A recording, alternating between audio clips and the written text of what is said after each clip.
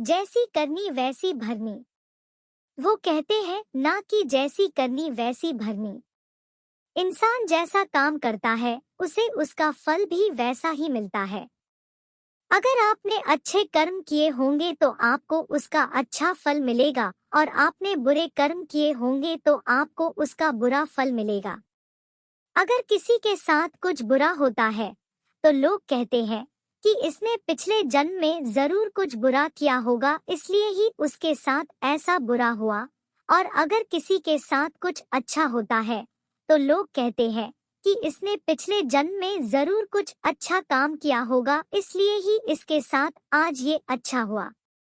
देखा जाए तो आज के जमाने में इंसान को अपने इस जन्म का हिसाब इसी जन्म में चुकाना पड़ता है, क्योंकि पहले भगवान नोटबुक पेन लेकर के हिसाब करते थे, इसलिए उन्हें हिसाब करने में देर लगती थी। आज के जमाने में भगवान के पास भी लैपटॉप आ गया है, तो उन्हें इंसान के कर्म का फल देने में यानी कि हिसाब करने में देरी नहीं लगती है।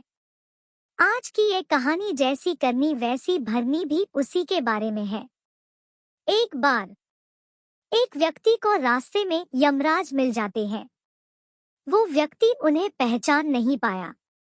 यमराज ने उस व्यक्ति से पीने के लिए पानी मांगा।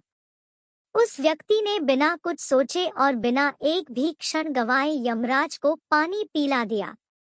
पानी पीने के बाद यमराज ने उस व्यक्ति को बता दिया कि वो उसके प्राण लेने के लिए आए हैं, किंतु उस व्यक्ति ने यमराज की प्यास बुझाई है, इसलिए वो उन्हें अपनी किस्मत बदलने का एक मौका देते हैं। इतना बोलने के बाद यमराज ने उस व्यक्ति के हाथ में एक डायरी दे दी और उस व्यक्ति से कहा कि तुम्हारे पास 10 मिनट का समय है। इस डायरी में तुम जो भी लिखोगे वही सच में हो जाएगा, लेकिन ध्यान रखना कि तुम्हारे पास केवल 10 मिनट ही है। उस व्यक्ति ने डायरी खोलकर देखा कि पहले ही पेज पर लिखा था कि उसके दोस्त को लॉटरी निकलने वाली है और वो करोड़पति बनने वाला है। वो व्यक्ति ने वहां लिख दिया कि उसके दोस्त को लॉटरी न निकले। अगले पेज पर लिखा था कि उसका एक रिश्तेदार चुनाव जीतकर मंत्री बनने वाला है। उसने वहां पर लिख दिया कि उसका रिश्तेदार चुनाव हार जाए। इसी तरह वो पेज पलटता रहा और अंत में उसे अपना पेज दिखाई दिया। जैसे ही उसने कुछ लिखने के लिए अपना पेन उठाया कि यमराज ने उस व्यक्ति के हाथ में से डायरी वापस ले ली और कहा, ली वत्स, तुम्हारे 10 मिनट अब खत्म हो गए हैं। अब कुछ भी नहीं हो सकता है।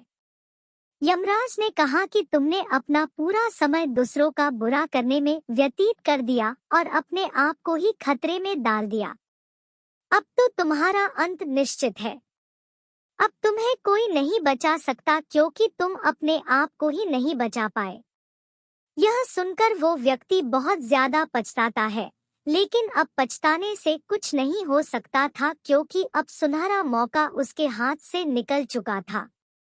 सिख, अगर भगवान ने आपको कोई शक्ति दी है तो कभी किसी का बुरा न सोचे और ना ही किसी का बुरा करे। दूसरों का भला करने वाले सदा सुखी और दूसरों का बुरा करने वाले सदा दुखी रहे।